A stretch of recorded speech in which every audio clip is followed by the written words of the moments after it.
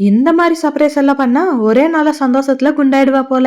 தம்பி வரான்னு தெரியும். ஆனா, அவங்க ஃப்ரெண்ட் கூட்டிட்டு வரான்னு தெரியாது. அது ஒரு சர்ப்ரைஸா? அதுக்கப்புறம் இன்னொரு சர்ப்ரைஸ் இருக்கு பாருங்க.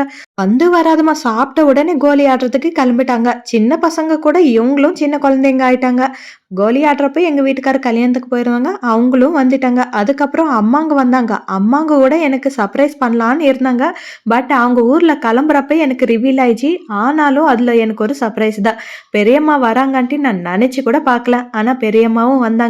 பெரியம்மாவ பார்த்த உடனே அம்புட்டு சந்தோஷம். நம்ம வீட்டுக்கு கெஸ்ட் வந்தா போதும் இல்லையா? அவ்ளோ சந்தோஷமா இருக்கும். என் மூஞ்சில டியூப் லைட் அப்படியே பளிச்சுன்னு எரியுது பாருங்க.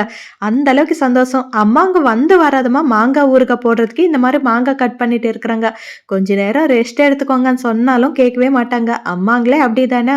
அதுக்கப்புறம் துணி மடிக்கிறது, நைட்டுக்கு சாப்பாடு செய்றது இந்த வேலையெல்லாம் ஆச்சு. நைட்டுக்கு தோசை ஊத்தி மட்டன் சார் தான் செஞ்சேன். அவ்வளோதான்.